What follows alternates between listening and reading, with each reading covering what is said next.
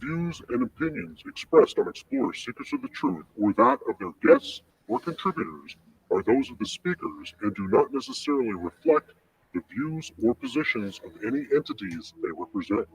All information on Explorers Seekers of the Truth is provided in good faith. However, we make no representation or warranty of any kind, express or implied, regarding the accuracy, adequacy, validity, reliability, availability, or completeness of any information on this talk show or website.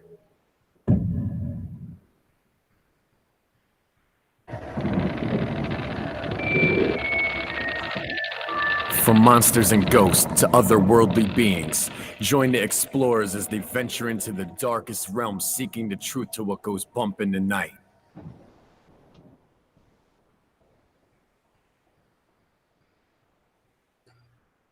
There we go. Good evening and welcome to Explorers Seekers of the Truth, episode 54. Tonight, as always, I'm joined by my best friend and co-host, Les Sinkavich. How are you doing this evening, Les? I'm doing fantastic. Fantastic. How about you? I made it through without laughing. Yeah, it's true. That's true. You see, baby steps, man. A little bit of each show. There we go. So. I am doing pretty good. Like I said earlier to you off air, I'm after tonight 2 episodes away from being back in Gettysburg. So I am doing really well. Yeah, I know that's your favorite place, man. Yeah. Yeah, this year not going for bike week, but going for our anniversary, so I still get to go. That's still for a good event. Yeah, yeah. Or a good cause, you know. Yeah. Of not sleeping outside for the rest of the year. There you go. That's true. Well, for those of you out there who would like to get in touch with us, you can get comment live. If you're watching on Facebook or YouTube, just comment underneath the show and it should populate. We have Rick and Moon Joey chime in, one from Facebook, one from YouTube. So they're coming in. Welcome, gentlemen. Thank you for tuning in. So comment live during the show, underneath the show. You can get us on Twitter at Explorers Group. You can find us on our website, explorersgroup.com. Obviously, Facebook and YouTube. So yeah, that's about it. Okay. So tonight we want to cover, like the ancient Nevada giants of the Lovelock Cave and kind of compare it to the Catalina Island Native American giant stories and kind of touch base on the two of them. Nothing super in-depth, but I think they're both very interesting cases that come from the, early part of the last century. Yeah, that's right. But first, we're going to try something a little bit new before we get into our main topic, a segment we're going to be calling Holding a Candle to Legends. And this segment will be, compared common cultural folklore. And since tonight we're talking about giants, we figure let's give it a try. So, Chad, what can you tell us? Holding a candle to legends. Nice. I didn't turn up the volume that time. So basically, from the Anakims of the Bible to Bran the Blessed of Welsh folklore to even American folklore of Paul Bunyan, stories of giants have been common throughout the world. They appear in folklore of cultures worldwide, and they really represent a very simple concept where the human body enlarges to the point of being monstrous, and that invokes fear and terror and kind of reminds humans of the body's frailty and mortality. Mm-hmm. And, they're often portrayed the monster, the antagonist. There are a few exceptions, but for the most part, they're always kind of the evil that lurks in the hearts of men. Oh, yeah. The shadow knows. Tall shadows. Yeah. Which actually wasn't a terrible movie. I just wish it would have done better. And there are some stories where the giants intermingle with humans in a friendly way, and even part of the human families where the offspring being betrayed as regular humans, or half giants. Yeah. One of the, if you think about it, this phenomenon, if you look at pretty much every major culture that's developed, even some minors, They generally do have some giant in their folklore. Oh yeah, yeah. I named a few there, but so one of the things was there was a book back in 2002, The Fate of the Mammoths by Claudine Cohen. And basically, she argued that the human history of interactions with fossil bones of prehistoric megafauna heavily influenced the giant lore. So that, people would find a mammoth leg and say, oh, it's a human. And, Yeah. Not understanding like, oh, no, this is a different, this is a, woolly mammoth or mastodon. So they were, kind of misinterpreting, what they were seeing. But it's always interesting that you do still have these, like, even if that's the case for a, say, 75% of the stories, the folklore, the culture, heritage, there are still the facts of, what is a giant? Yeah. Is it its own race? Is it its own species? Is it part of the human line? Is it just a human with gigantism?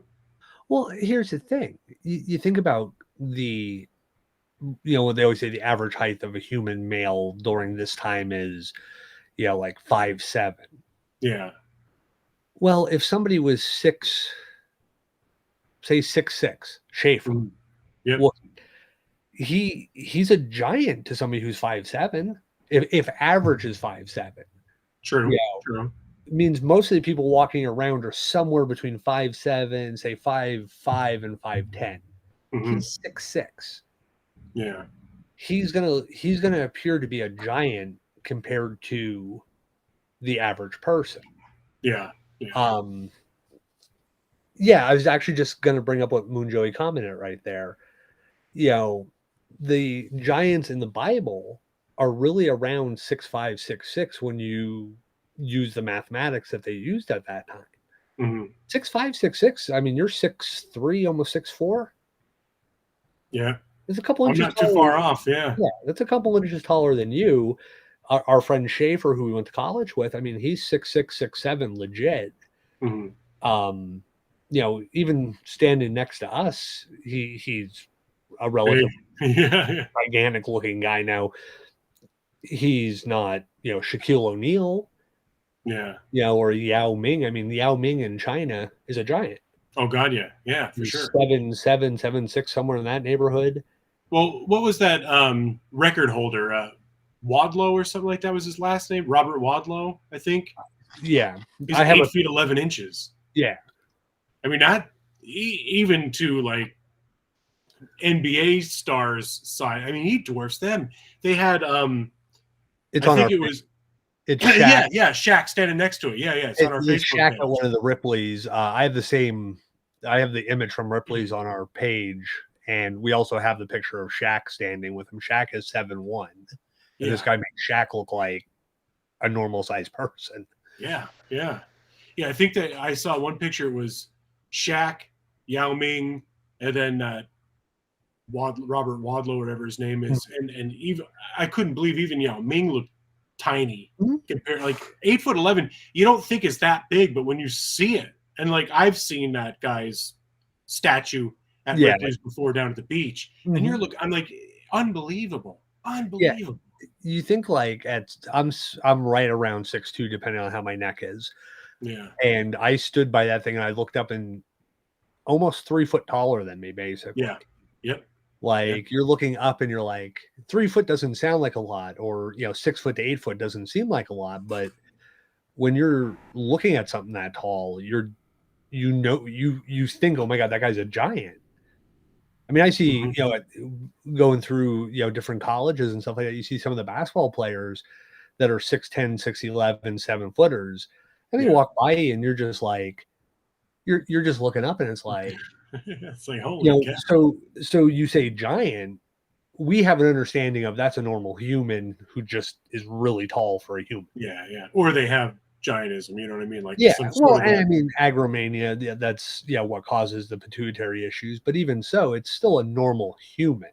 Right. Just have an issue. So culturally in these folklore stories, I don't think it's all misidentified dinosaur bones or mega prehistoric megafauna. I think some of it is legit people who were just taller than the average, what they were taller than the tallest person that person had seen prior. Yeah. If you think about it, when you go back to these early folklore stories, the guy was, say even 6'6", 6'7", but he was also carrying muscle mass and stuff like that to be working in the field or be, a woodsman or a hunter. So now all of a sudden you have the farmer who's 5'5", back in the day maybe. He looks out and sees a guy chopping trees and the guy's 6'7" and say 280 pounds when the average person might have been 100 and, fat back then might have been 180. Yeah. So I think sometimes the interest of the cultural stuff there where you see these folklore, but it is shared. I mean, you have like Finn McCool in Ireland, all the different giants that are mentioned in the Bible, Mm-hmm. Even in Indian folklore, there's giants. Indian in India, the subcontinent of India. Mm-hmm. Native American folklore has giants. Himalayas have giants. I mean, Mm-hmm. a lot of times it gets passed off in this day and age because Bigfoot, Sasquatch, Yeti is such a cool thing. It just gets put over in that category of, it must be a Bigfoot. Yeah. Or they're referencing Bigfoot because Mm-hmm. as you see at what we're going to be talking about next, you're going to see some of that, kind of when we discuss it, how we got into some of these cases. Mm-hmm. Well, sticking with the giant legend theme and to go into tonight's topic, let's travel to Nevada to the Lovelock Cave. To give some insight into the cave's history and geographical makeup, the large rock shelter is north of modern-day Humboldt Sink. Lovelock Cave is the Lake Lawton region next to the former lake bed of Lake Lawton. It was formed by the lake's currents and wave actions, and it was first a rock shelter. Eventually, an earthquake collapsed the overhang of the mouth. Lake Lawton was a large Pleistocene pluvial lake that covered much of western Nevada. Due to drier Holocene climate, the water evaporated, dropped, and much smaller lakes remained, such as Lake Humboldt, Pyramid Lake, and Carson Lake. But the dry environment of the cave resulted in a wealth of well-preserved artifacts that kind of provide a glimpse on how people lived in the area. And Lovelock Cave was in use as early as 2580 BC, but what was not intensively inhabited until around 1000 BC. So people occupied Lovelock Cave for about 4,000 years. Yeah. Can you pop up the picture from like the top of Lovelock Cave looking out from it? Just to kind of give people an idea of the surroundings. With the little trails around it? Yeah. Okay, let me put it up there in solo. This one? That one or the other one. Either one's fine. Okay. Just kind of wanted people to, this one? There we go. Yeah. So you can see like, that being a prehistoric lake, it's pretty interesting. But for sure. I mean, the whole area out there is it looks like a dried up lake bed or ocean. Mm-hmm. An inland sea, as they like to call it. That's right. Yeah. So as Les was saying, humans utilized the cave starting around 2580 BC, not intensely inhabited to about 1000. So this is where a hypothesis arose from the investigations of Lovelock Cave by Heiser and Knapton, supported a linosedentary theory pertaining to life at the site. This view held that people of the area rarely moved from the base because they had access to rich food and a variety of resources. And this theory is based on the corallite material found at Lovelock Cave, which reveals a diet primarily of fish and diverse lakeside fare. So they got poop samples. There you go. There you I just go. wanted to put poop samples in my notes instead of trying to say correlate. Which I don't know. I don't know how you could tell what it is, because I've seen some fossilized dino droppings. I mean, you really got to have a good eye to figure out what the hell that is, because to me, it just looks like a funky rock. Well, I think they're doing like chemical analysis and stuff like that on Yeah, it to that's see true. what the minerals and proteins and trace metabolites are on it. Yeah, that's true. So that was But like to even just identify it, though, is what kind of throws me off. Is how do you in a pile of rocks? How do you depict or taste test. identify? Yeah, that's probably that's it. Hold on a second. Oh, that's Yeah. shit. That is shit. This Well, coffee tastes like shit. it's a bit nutty. A second hypothesis, the limno-mobile view, suggests that sites such as Lovelock were only occupied during certain times throughout the year, and people in the area were very mobile. So Lovelock Cave is believed to have been occupied extensively during the winter months. Summer months may have been plagued with insects that would make it far less enjoyable to live in, and especially being near marsh areas is kind of undesirable. But the findings at the site reveal lengthy periods of occupation, excuse me, and also show the complicated techniques used by the hunters and gatherers to acquire resources. Yeah, both theories are very interesting. Hypotheses are interesting on this.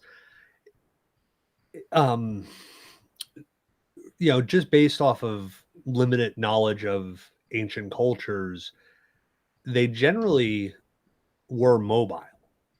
Even into when people started, the Europeans started settling North America, the Native Americans that were here were still Nomadic. mobile. Yeah, they were still moving, from season to season to different areas. So, yes, you have an abundant supply of, fish and resources, but it's like one of those things where if you eat fish, 6 days a week, you kind of get to day 7, you want a steak. Yeah, exactly.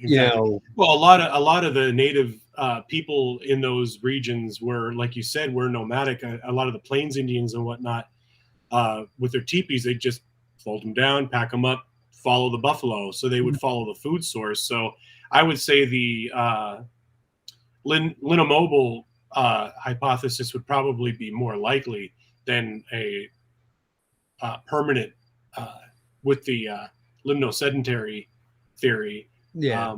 Well, and also the fact of like the insects. Yeah. Water, being near water during the spring and summer when mosquitoes and gnats and flies and everything under the creepy crawly sun is hatching and flying around you and biting you. Well, especially that region, that's like Rattlesnake Haven, in the caves. But and what kind of makes me scratch my head too is as the archaeologists are excavating those sites, you would think if it were a permanent site, they would find more. I mean, we'll talk more about it as the show goes on, but you would think there would have been more being pulled out of there if it was a permanent place of residency for those people. Yeah.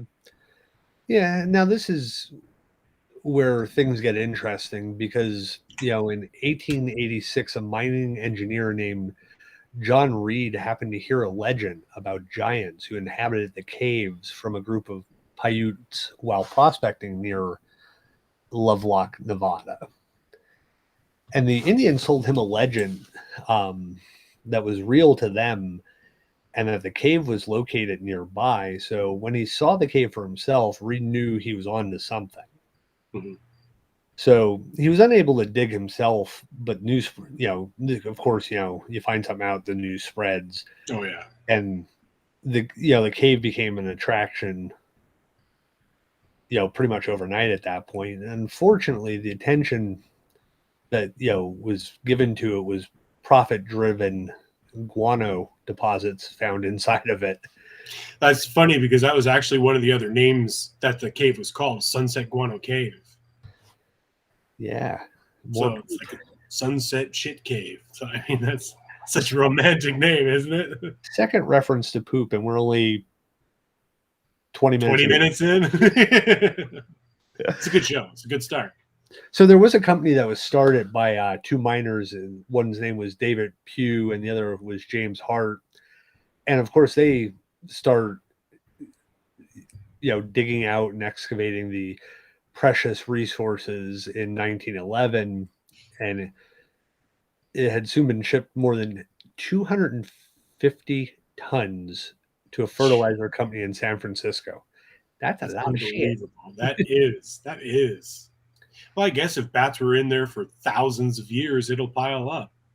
Yeah, and I'm sure bats are still using it. So yeah, probably, yeah, probably. So any artifacts that you might have been discovered at that point were probably neglected or lost. Well, yeah, that kind of answers my question when I said there should be more being discovered. But if they mined it all out and it was mixed within the mass of guano, it's gone. Yeah. So, and after that surface layer has been removed, they started finding some strange objects started, coming up, and they started finding them mixed in there. So, yeah. And that also led to an official excavation that was performed in 1912 by the University of California. And another one took place in 1924. And reports told about thousands of artifacts being recovered. So, I mean, thousands of artifacts. There's clearly, I guess more was being brought out than I guess I initially assumed.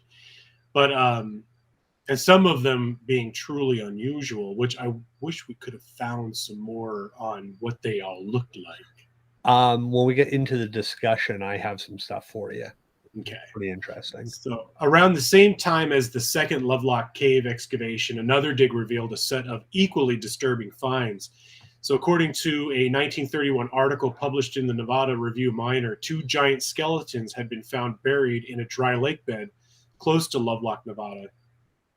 And the oversized remain measured 8.5 feet, respectively, to almost 10 feet in height, and were mummified in a manner similar to the ones employed by ancient Egyptians.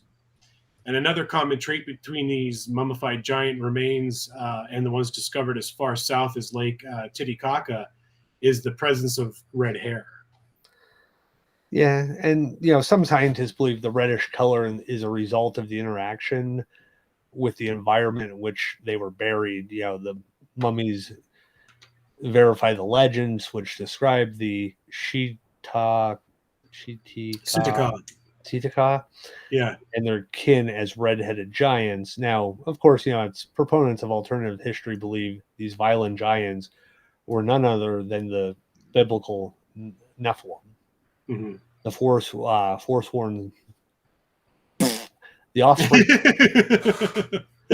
the offspring of the sons of God and the daughter of men. Mm-hmm. And that's kind of odd because I thought angels weren't anatomically correct. Well, I don't know. So to have them, I don't know. That's a whole other topic for a whole other day. I've listened to so many of those different Nephilim programs and stuff like that, and I'm just like, there's so much. There's so much lore and legend to it. You could do 8,000 TV shows about it already. Yeah. Let me back up for 1 second though. When you're talking about the reddish color hair, that is something that they're noticing a lot with a lot of the megafauna that is being I guess exposed in the receding permafrost over in Siberia and stuff, like the woolly rhinos, woolly mammoths, some of the cave lions and stuff like that. All their hair, all the fur seems to be similar in color, and it's all coming through as this reddish kind of color. And they're like, just like you said, it's like that the sediments are almost like leaching the pigment out and replacing it with this reddish clay color. So you're not really seeing the true color of the hair. Yeah, and it's kind of one of those things. If I think of a woolly mammoth, I think of red hair anyway. Kind of, yeah. Because that's I just don't the know. way it's always been depicted. You know? Yeah, I was gonna say I think the depictions have always kind of been of red hair, or reddish rusty hair. So I've always just kind of assumed, It would be. Yeah. Well, I mean, kind of makes sense. Hey, Joe, good to see you, buddy. It does kind of make sense because if it was that kind of ready, rusty, burnt, like if they're going through a forested area, they'd kind of blend in like a deer. You know what I mean? Yeah. How they could just almost disappear. Mhm. Not that I guess they wouldn't really need to. I mean, they're so goddamn big. What would be aside from humans, their biggest threat would be either saber-toothed tigers cats. and maybe the short-faced bear. I don't know. I'm diverting. Sorry. But yeah. So now, if these are truly the Nephilim of biblical stories, there's very little chance we might ever get to see any of these giant mummies. No. Well, no, because a lot of that would kind of go against the whole theory or belief in religion and all that stuff. Yeah, well, even like the whole early man in North America type stuff. So there's if these things are real and true, there's got to be some secret group out there trying to keep that part of history under wraps. Yeah. Well, did you have a line in there, or did you cover it, that last line? No, I'm good. Okay. All right. Sorry. I just wanted to make sure I didn't step over you there. So according to the Paiutes' oral history, the Setika or Sai are a legendary tribe of red-haired cannibalistic giants, and the mummified remains of a man 6'6" tall were discovered by guano miners in Lovelock Cave in 1911, which again, it's kind of interesting. They go from 8.5 to almost 10 feet to a 6.5 foot one. So maybe that's a young one. I don't know.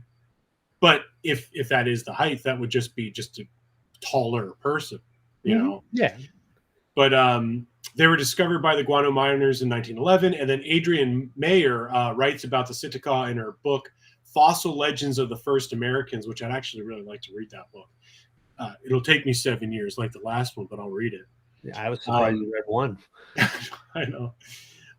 She suggests that the giant interpretation of the skeletons from Lovelock Cave and other dry caves in Nevada, was started by entrepreneurs setting up tourist displays, and that the skeletons themselves were of normal size. About 100 miles north of Lovelock, there is plenty of fossils of mammoths and cave bears, and their large limb bones could easily be thought to be those of giants by an untrained observer, which we kind of touched base on this earlier about, kind of gaffing the skeletons. She also discusses the reddish hair, pointing out the hair pigment is not stable after death, which we had already covered, because of the soil temps, etc. But that process could turn very dark hair into that rusty red color. So they could have been jet black hair. I mean, look at most of the native people in North America: tan skin, jet black hair, silky smooth, flows in the wind. So I would probably say that these beings or people were probably just like everybody else, and then time is what had changed them. But Moon Joey does make kind of a good point there that the Paiutes speak of battling these white, red-haired, 10-foot-tall giants. But growing weary of these monsters' predation, several of the local tribes united and declared war. Impeccable timing, Moon Joey. On the Setekai, resulting in a long and bloody war. Finally gaining the upper hand, the tribes managed to chase the remaining giants into a cave near Lovelock, Nevada. The Setekai refused to come out, so the alliance filled the caved entrance with dry wood and brush, which they set fire to, and hoping to wipe out what was left of their enemies inside. However, a later excavation in 1924 did turn up 3 human bones, which had been split in order to extract bone marrow, lending credence to the fact that cannibalism was indeed practiced there at some point. Whether that was the practice of the Setika or if it was just an assertion, I don't know. Or if they were blocked in and they were living, maybe they were just feeding off the remains of whoever died first, kind of like that movie Alive with the soccer players. You know, as each one passed, they kind of became food. You know. Yeah.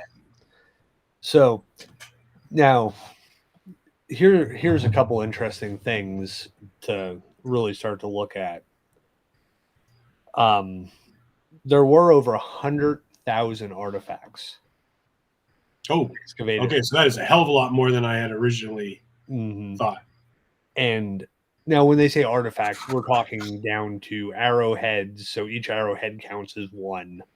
Right. You know, But still, even the finest details, you know what I mean?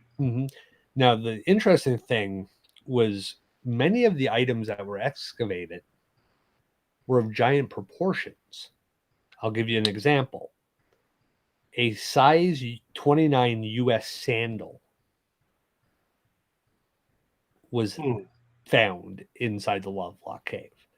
Size 29. Now, to give you reference, we throw Shaq in this because for me, he's the most common 7-footer. His shoe size was a 22. He was 7'1", 300 and some pounds. So a size 29 would be doing some basic human mechanics math, would be up to a 9-foot tall person. So it's right on the money with what these people were saying they saw. Yeah. So now to go back to the whole burning the front of the cave to seal them in, and kill them, there are signs of a fire at the entrance to the cave. There is charring and burning at the mouth of the cave. Do you want to pull up the cave photo, the front of the trail leading up to it, or? Yes, let me find that one again. Yeah. So just kind of going through some of these points here. Yeah. So I mean, they're saying, there is signs of some fire being set at some point. Now they're, of course, saying at some point there was a massive fire set there. Not saying exactly when or who did it or anything like that. There's just signs. Right. So, and it looks like the cave is actually bigger than you might think. Like if you look at that footpath. Yeah, the entry point of that cave is a relatively large opening. It kind of, because of the way it sits in this photo, you kind of think, oh, it's not that big. Well, we're also taking a photo from a distance.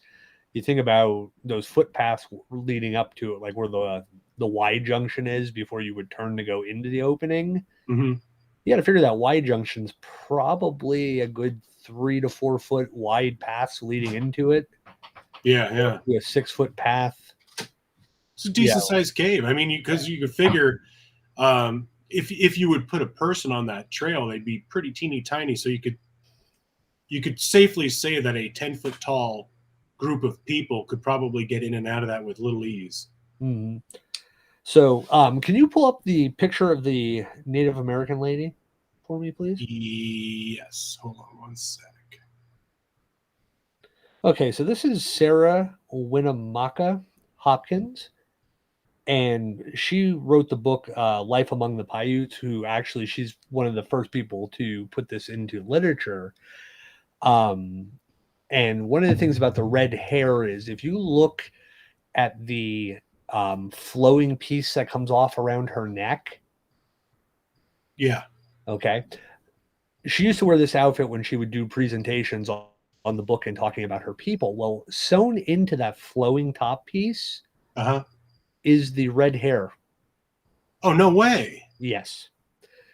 That she had it sewn in when that's a morning dress. And when she made it, she actually sewed the hair into that dress and would show it during the presentation. Oh, that's awesome. Yeah. And so maybe the hair isn't red, but somehow she had red hair sewn into that dress that fits with the legend.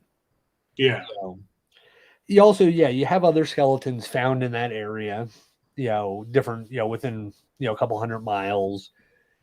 And when you talk to the Paiutes, they treat this as historical fact.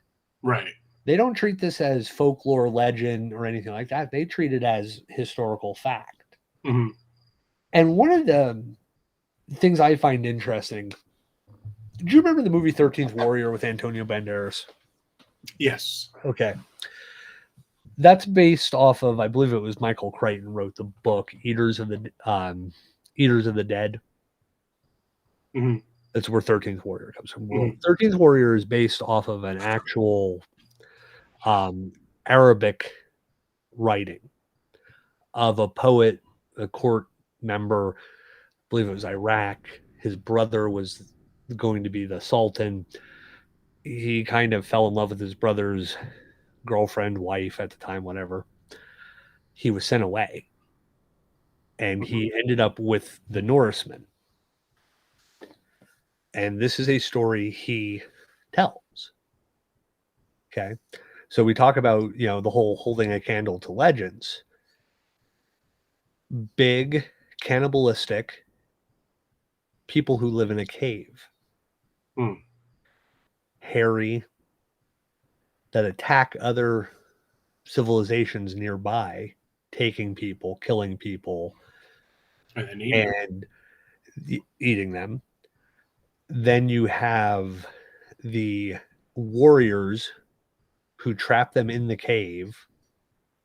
And eventually, now in that story, I don't think they burn the front of the cave, but they do enter in the cave and end up killing the queen, which then ends up, breaking the trance of the group or whatever they considered it. He had a very long Arabic story for it, but yeah. I'm doing a summary here of going off very limited knowledge of Arabic. Well, to kind of stick with the giants and caves, wasn't there not that long ago a story of some Marines that were over in the Middle East? Afghanistan? Yeah, and they actually came across a cave full of these red-haired, white-skinned giants that took out half the platoon or whatever you want to call it, and they literally fired upon them, and it was almost like it did nothing. And supposedly we killed them and took their bodies, and supposedly. Yeah. I'll tell you something. Afghanistan, from my understanding from my friends who have been there, is haunted as all hell. Oh, yeah. Like, there's all kinds of shit that comes out of that place that's terrifying. Yeah, some straight up just scary ass ghost stories. Mm-hmm. Well, isn't Afghanistan or isn't the jinn from that area, or is that from India? No, I think it's jinn is Arabic. It's from the Muslim religion. So it's kind of that area then, right? Spread of Muslim religion, yes, to that area, not originally though. Okay, so I remember seeing a few of those paranormal caught on camera, and it was from like, oh yeah, they're saying it was the jinn, but like all these structures and homes, I mean, a lot of them look like they were bombed. Well, they probably were bombed, and they're going in there and they're investigating. I don't know if I would ever want to go there. I think I'd be more afraid of the country than I would, being an American going over there than I would of the ghosts. But the stuff that I've seen that came from there, like ghost wise and paranormal wise, like ridiculous. So yes, I agree with you. That place is quite active.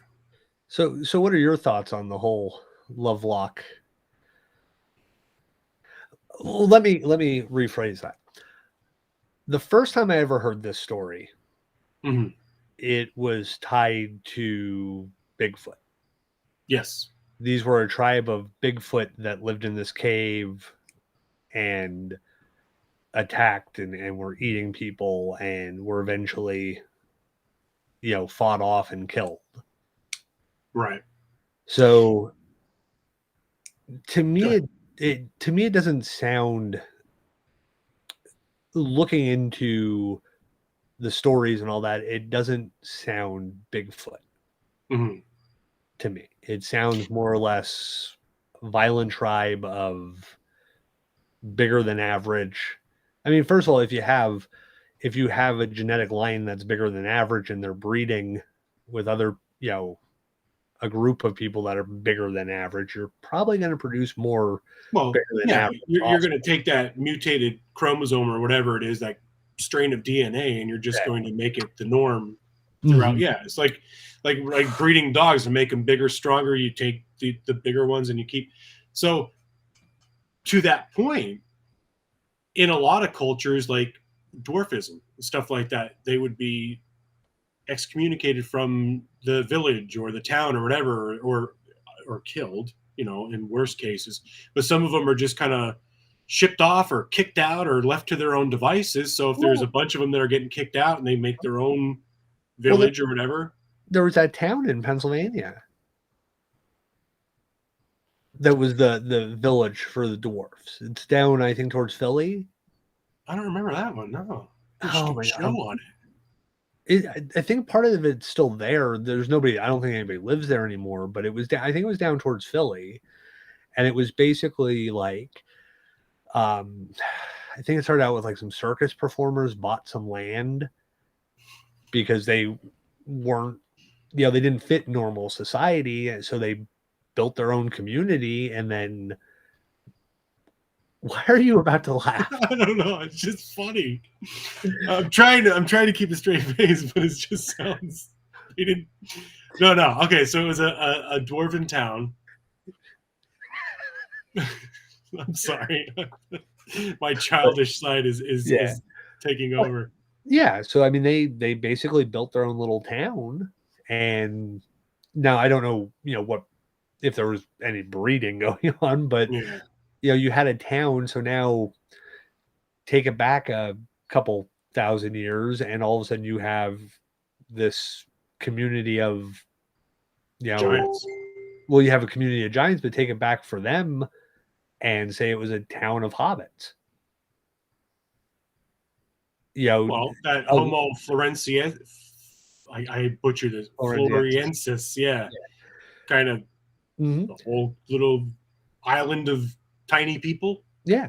So I mean, but if you took the folklore from, say, this village, took it back 1,000, 2,000 years, and then you bring it forward, all of a sudden there's a village of hobbits or dwarfs or whatever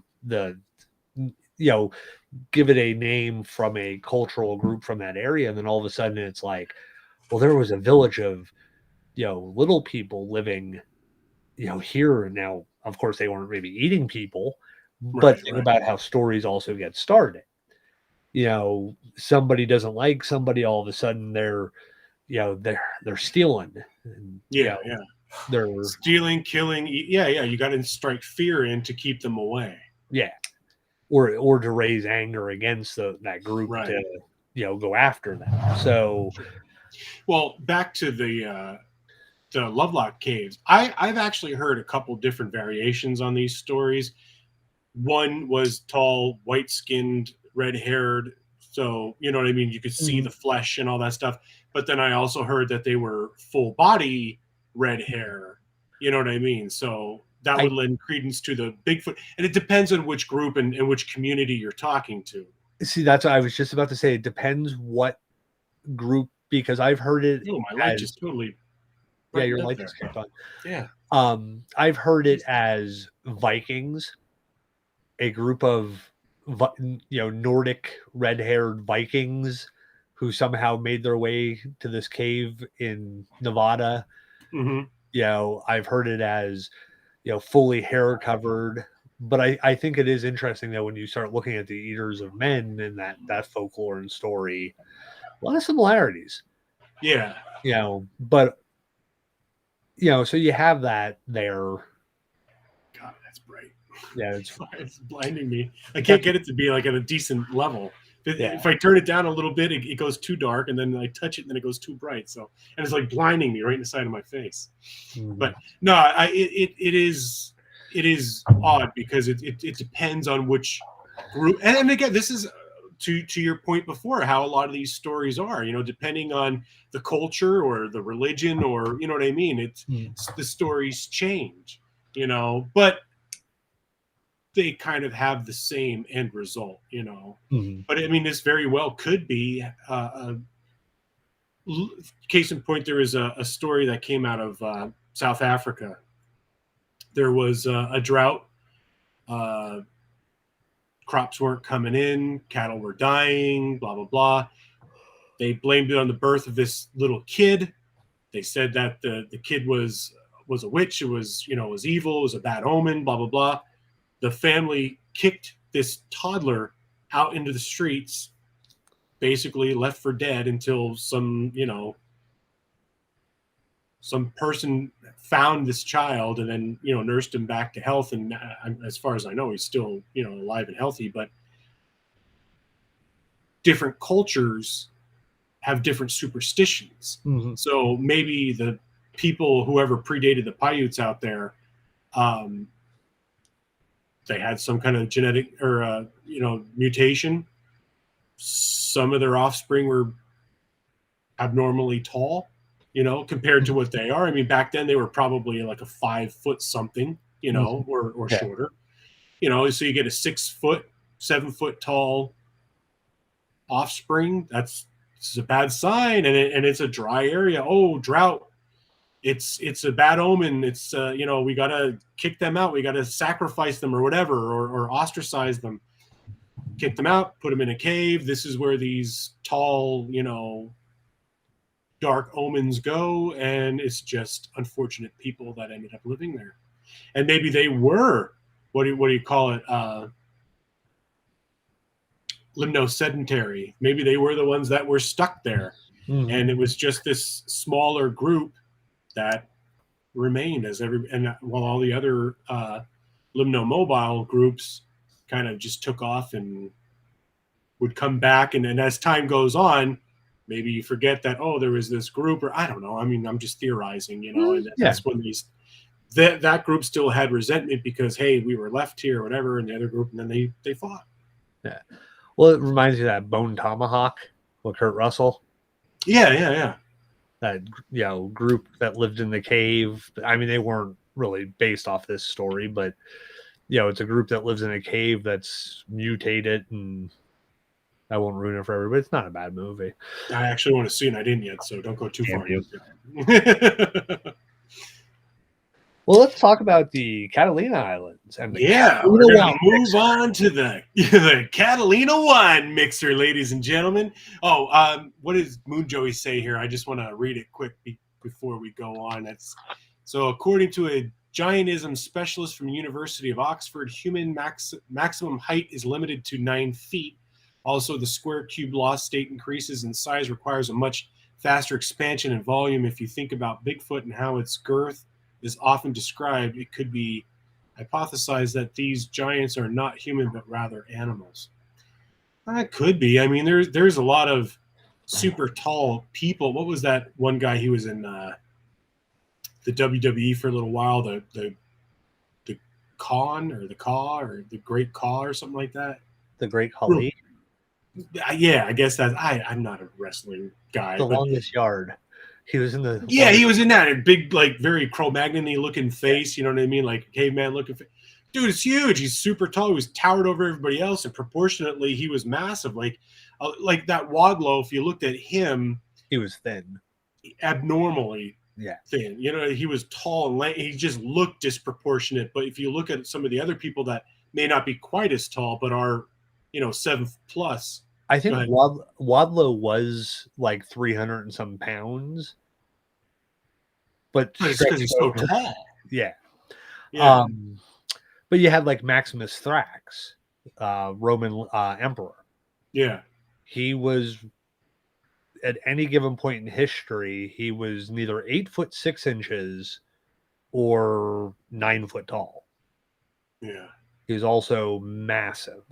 I mean, his rings, like, people basically could put around, you know, put 3 fingers in it, and it's just his ring for 1 finger. She's like a bracelet. Yeah. Well, I think that's what one of the stories was. I think he had a woman, and he had a ring, and he gave it to her, and she actually wore it as a bracelet. Now, this is a Roman emperor backdooring the Roman Empire, or No, when it had been, I forget which phase of Rome it was. I believe it was the middle phase, but he was 8'6", according to legends and his own men's writing about him. Holy crap. Well, that would kind of go right in line with what Moon Joey was saying about the maximum height is a 9-foot limit. Yeah. So, all right. Well, I just wanted to, because he put the comment out there. Greatly appreciate it, Moon Joey. You always have really, really awesome points that you bring out. Thank you again for that. So we're going to go to the Catalina Island, a small rocky island off the coast of Southern California in the Gulf of Santa Catalina. It's only 22 miles long and about 8 miles at its widest point, and it's part of a cluster of islands off the California coast, and there's about 8 remote islands in that. And the Channel Islands, I guess they're the Channel Islands, 5 of which are monitored by and preserved by the Channel Islands National Park. And archaeological evidence shows Native American settlement beginning around 7000 BC prior to the modern era. The island is inhabited by the Tongva, or was inhabited by the Tongva, who had villages in the Chawinga, or in San Pedro, I guess it's called now, and the Guashna, Playa del Rey now, regularly traveled back and forth between the islands and the mainland. So there was, a little bit of history of the island, its inhabitants. Yeah. Now, fast forwarding in time, we find historical claims that Ralph Glidden, a self-taught archaeologist, moved to the Catalina Islands with his parents as a boy, where he then discovered and uncovered an ancient burial site in the early part of the 20th century. How cool would that be? Not to cut you off, but how cool would that be to find that? That's what I always wanted to do as a child, like archaeology, like... I always wanted to be Indiana Jones. I mean, we were talking about him earlier today. I think, yeah. I mean, if I couldn't be a Jedi, I was going to be Indiana Jones. That's right. But I think, and that's one of the things that actually started me with like archaeology and mythology and folklore was Indiana Jones. Yeah. Oh God, yeah. Now he is said to have excavated more than 800 grave sites from various locations around the island, including thousands of artifacts and over 4,000 human skeletons. Wow. So I got a question for you. Yes. How long do you have to be in the ground before grave robbery becomes archaeology? Ooh. Not really a joke. It's just more something to ponder. More of a trivia question. Yeah. I don't know. What is the answer? I don't know. Honestly. Oh, you don't know? Oh, yeah. No, it's just something I read the one time. It's like, it was one of these things where somebody asked a question on one of those QR or something like that, and the person like answers as an archaeologist, and the next person responds, "Okay, grave robber." I would probably put like 100, like at least a 1 century span on it. Yeah, I mean, if you went to the cemetery right now and started digging a hole in somebody's grave, they're going to arrest you. Yeah. I mean, because like if you go to like an 1800 or an early 1900, late 1800 grave, yeah, you'd be arrested as a grave robber. But you go back further than that, say you discovered on your property, you were doing some cleanup work or something like that, and you all of a sudden found a mound of dirt that didn't seem to fit the topography of the local, and you start digging into it, and all of a sudden you hit a bone. It's not really grave robbing. You just all of a sudden upon it. You discovered a grave site. So yeah, but I always find that interesting. At what point does one become the other? That is a really good question. So, well, Glidden claimed that a giant and fair-haired ancient race with adult males measuring 7 to 9 feet in height once inhabited Santa Catalina and its adjacent islands. Now, yeah. So, of course, at a certain point, he loses his sponsors after digging for almost about 10 years. And, general opinion today is that he was bluffing about finding these giant skeletons, just kind of create interest and also to make money to keep, it's one of those things where if you say, hey, I found a giant skeleton, somebody will fund your dig for another 5 years. So you can dig for what you're really looking for, trace history of a group. True. Well, it might be true, but I'm not so sure.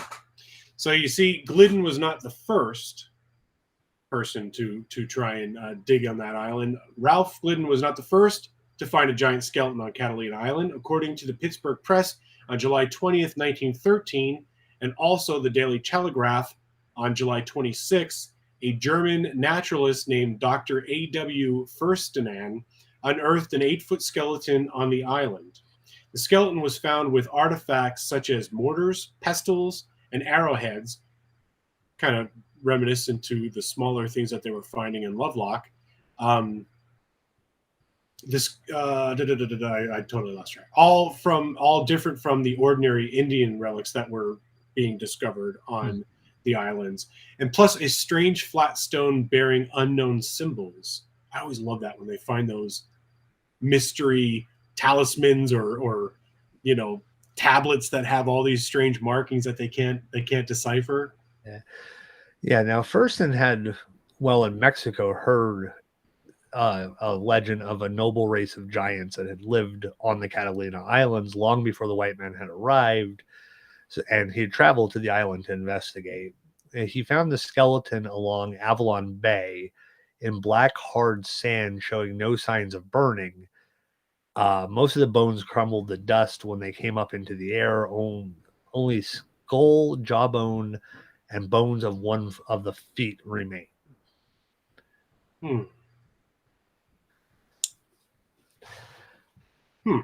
That's interesting. There's only those few pieces.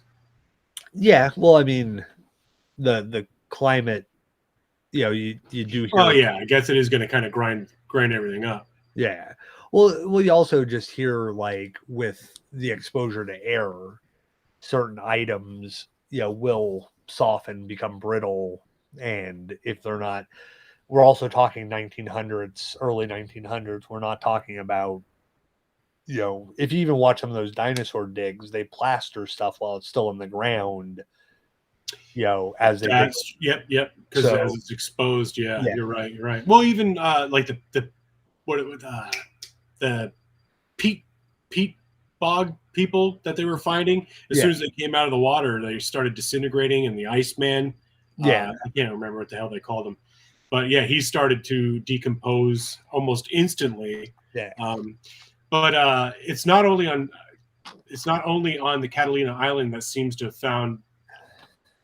Did I just read this or no? Okay, that man, I'm lost. Where am I at? Okay, it's not only on the Catalina Islands that seems to have found giant skeletons. There are reports of findings also on other of the Channel Islands. According to the newspaper articles, Santa Rosa Island was the site of a dig in 1959, and they discovered several. Did I read this already? I feel like I read this already. Okay. They found several skeletons more than 7 feet tall. The tops of the skulls were, they were painted red. The skulls were said to be primitive Otomid type, most often described as having sloped forehead, pronounced brow, robust bones, powerful jaws, and so-called Inca bone at the top of the skull, which is like the elongated, almost like alien type skull. Yeah. They're also said to have double rows of teeth, and I wonder if they said, "We come from France." I had to. Remember the Coneheads movie when he went to the dentist? There's all the teeth. We come from France.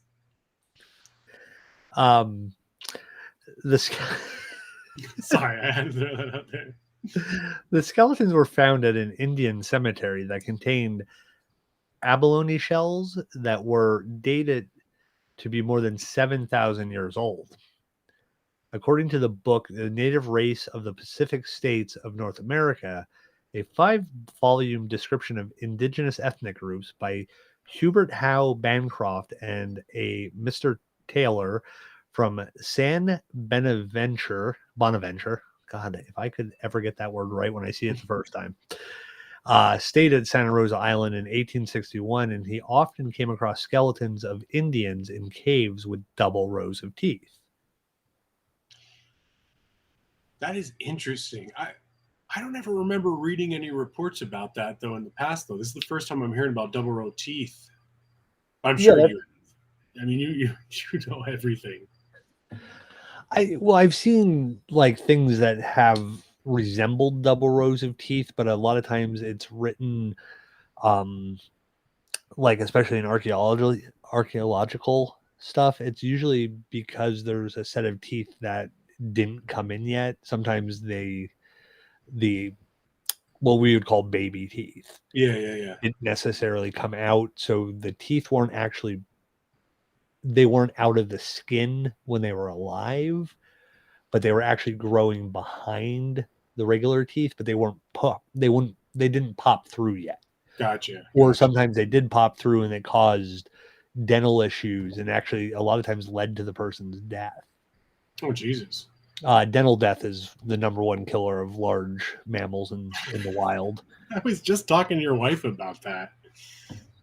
So weird. We were talking horses because my daughter's trying to talk me into buying her a horse, and she's like, "Oh, dental, get your teeth checked because dental death is the number one killer of large animals." Like, I didn't know that. Well, even in humans, a lot of they're finding a lot of correlation with dental issues and heart issues and other issues that you eventually die from heart disease, but they're finding a correlation with like gingivitis actually leading to the heart disease and stuff like that. Holy crap! Really? Oh, that's kind of scary. I know a lot of stuff that is really of no value in my day-to-day life. Yeah. That's how I always was too, man. Like when it comes to pop culture and useless information, dude, full of it. Yes, but when it comes to dental death as exactly. But a lot of this stuff that we talked about with the Catalina Islands, obviously it's up for debate. I mean, the Dr. Pohl, I believe, is one of the curators or was one of the curators at the preserve there, and they're still trying to dispute and debate whether or not these giant skeletons were even found, because I'm assuming they haven't really found that many, to support the claim. Mm-hmm. Well, I mean, here's the thing. If you found one person who was quote unquote 7 foot tall, mm-hmm. You're digging, it's not like in our grave process where they go in a vault, the vault goes in the ground, and they're packed in a coffin. These are people who are put underground as the body decomposes, gases and stuff push it out.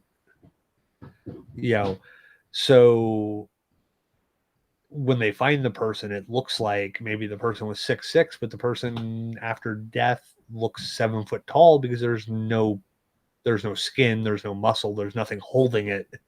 Right. You're assuming the spacing is correct. So True.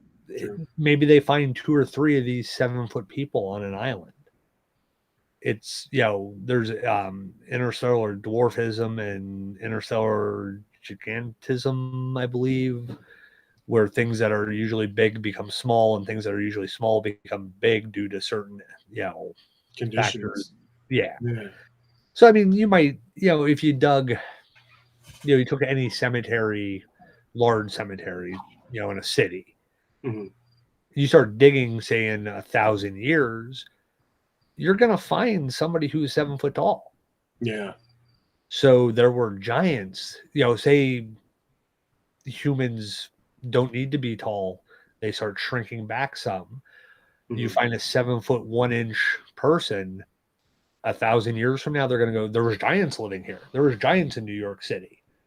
Yeah. There's got to be maybe say 2% of the population is over a certain height. Well, New York City has 12 million people. Yeah. 2% of those people are going to be in that height range. So in 1,000 years, if they find these cemeteries, you might find in one cemetery 3 or 4 people that are 6'11" to say 7'4". Yeah. So the thought process is there's giants. There had to be giants. These people had to be, especially if people shrink. Like I'm saying, nowadays we're looking at stuff and we're saying 7 foot isn't that tall. Yeah. It's not a giant, it's a person. We see 7 footers. You turn on TNT anytime there's a basketball game on, you're going to see 3 to 4 guys on each team that are in that 7-foot range. Oh, easy. Yeah, for sure. Yeah. So the thought process of 1 giant, 2 giants, 3 giants, well, depending on how big, maybe this island was used as a burial site, an honorarium for, people from that tribe. And over the years, you have a group of people that are taller than the rest. Well, now all of a sudden, 5, 6 generations of them are buried there.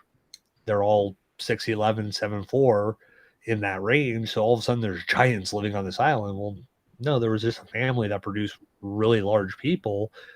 Or that's true. Yeah, it could have been, maybe these people were regaled as godlike or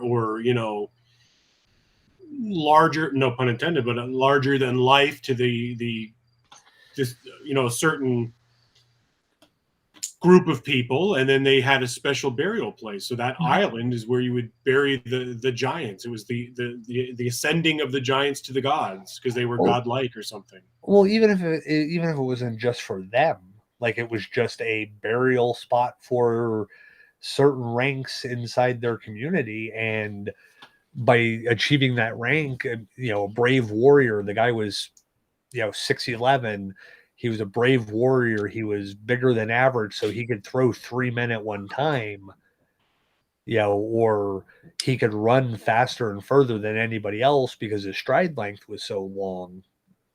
So now you find 3 or 4 of them in a group of 4,000. They're not saying all 4,000 were giants, they're just saying there were giants found amongst them.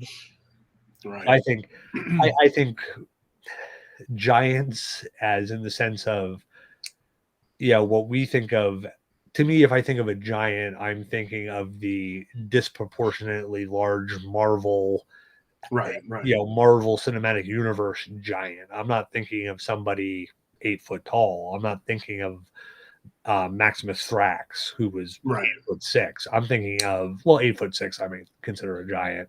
That's pretty big, yeah. Yeah, but I'm thinking of the animated CGI. Oh yeah, like 20, 30 foot. Yeah, giant. Yeah, so.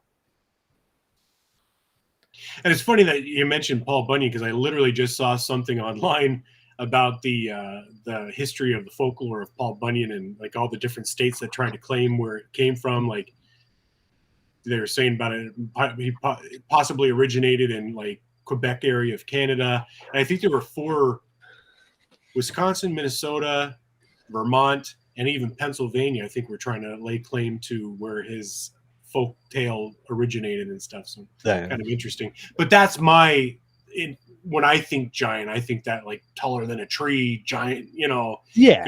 Yeah. When you make a step into the ground, you make a pond or something like that. Yeah. You know what I mean? Something crazy. Yeah. But so, not just a tall person. Yeah. You know what I mean? Well, like I said, Schaefer is like 6'6", 6'7". Yeah. So he's tall, but he's not a giant. Yeah, 100 years ago, he's 12 inches, a foot taller than average. The average guy. Yeah. Yeah. It makes you wonder. So, well, that is 9:39. So we're almost 10 minutes past our ending time here. Thank you, everybody, for tuning in. We greatly appreciate it. We appreciate all the interaction that we had tonight. I'm thinking next show, there's 2 topics that I would like to cover. And if anybody would like to put their 2 cents in, please let us know. I'm thinking Carbondale UFO and other UFO sightings in the state of Pennsylvania. And then the next one that I'd like to do is some UFO portal type events, Starlight Ranch, Skinwalker Ranch, Roswell, the Lost Dutchman Mine, kind of portals, other interdimensional kind of stuff. Hey, Matt Northey, thanks for tuning in. We're all giants next to you. Yeah. So either one of those topics, let us know. Otherwise, I'm going to decide. As long as chat proves it. You are? Yeah. So that's it. Decision. Yeah. I was putting my foot down until you said something. All right. So, Chad, as always, brother, thank you. Thank you so much. Yep. I love doing this with you. It's truly a pleasure. So, and thank you everybody else for tuning in. We appreciate it. Yep. Thank you, everybody. And yeah, it's a great pleasure to get to hang out with you and talk about weird and unusual and crazy stuff. That's right. That's right. Well, 2 weeks from now, we will be back at it again with one of those two topics: Carbondale UFO and other UFO sightings in Pennsylvania, or UFO portal type events like Starlight Ranch, Skinwalker Ranch, Roswell, and the Lost Dusterman Mine. It's up to you, folks. Spread the word. We'll see you guys in 2 weeks.